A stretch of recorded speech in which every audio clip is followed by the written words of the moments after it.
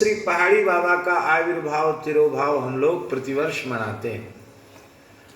तो या तो 5 दिन का उत्सव करते हैं या फिर कोई ज़्यादा वो होता तो 3 दिन का तो कथा सत्संग और पूर्णिमा को झरा भंडारा उत्सव होता है। भक्तमाल की थोड़ी समाज हो जाती है। लेकिन इस बार श्री ठाकुर जी की इच्छा से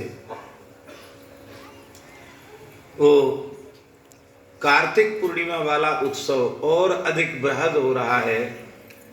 3 दिन नहीं, 5 दिन नहीं, हम लोगों को 1 सप्ताह तक सत्संग मिलेगा। और जो कथा के मनोरथी हैं, श्री जीतू भाई जी, श्री भूतड़ा जी, ये लोग जो कथा के मनोरथी हैं, ये इसलिए विशेष भाग्यशाली हैं कि एक भगवत प्राप्त जीवन मुक्त भगवत स्वरूप एक महान सिद्ध संत के उत्सव में आप लोगों को उपस्थित होकर सत्संग का सौभाग्य प्राप्त हो रहा है। एक विशेष बात है।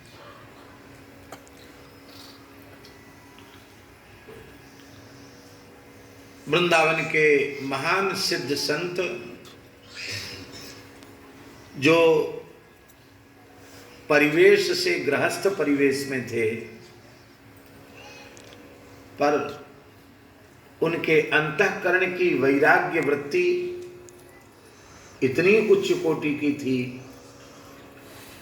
कि असंख्यों विरक्तों की विरक्ति उन पर न्यौछावर की जा सकती है। ऐसे पूज्य पंडित प्रातः स्मरणीय पंडित श्री जगन्नाथ प्रसाद भक्तमाली जी महाराज, कौन नहीं उनका नाम जानता है।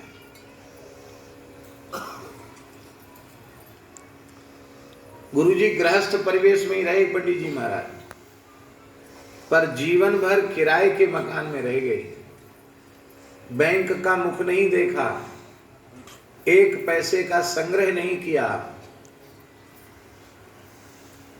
धर्म सम्राट स्वामी करपात्री जी महाराज उनके निकट पहुंचते थे कथा सुनने के लिए।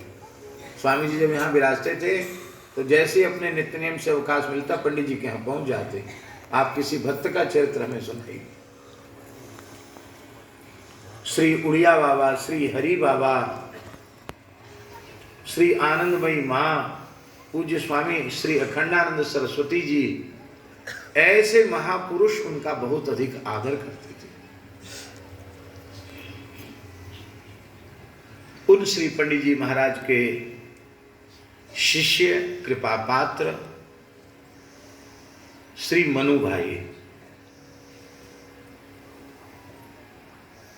इधर बेंगलोर से जो मनोरथी परिवार हैं उनके पूर्वजों की भी छवि विराजमान है और इधर मनु भाई की छवि भी विराजमान है। पंडित श्री जगन्नाथ प्रसाद भक्तमाली जी के आप शिष्य थे और पूज्य गुरुदेव भक्तमाली जी में भी आपका पूर्ण भाव था और पूज्य गुरुदेव भक्तमाली जी के संबंध के नाते इस दास के प्रति भी उनका अत्यंत प्रेम था। गुजरात की, सौराष्ट्र की जब जब यात्रा होती तो मनु भाई, उनको हम बड़े प्रेम से साधु भाई ही कहते थे। वे भी गृहस्थ परिवेश में थे, लेकिन ऐसी अद्भुत नाम निष्ठा, भजन निष्ठा उनमें थी। अंतिम क्षण तक भगवान की स्मृति भगवत कृपा से उन्हें बनी रही। तो उनकी स्मृति में कथा बहुत पहले हो जानी चाहिए थी, लेकिन भगवान के जो विधान होते हैं वो हम लोग तो अपने ढंग से सोचते हैं, पर भगवान जो निश्चित करते हैं वो तो भगवान का कार्य, तो भगवान का ही कार्य है। तो भगवान ने कार्तिक जैसा पवित्र मास और उसमें भी शुक्ल पक्ष अक्षय नवमी से ठाकुर जी ने सुनिश्चित किया होगा।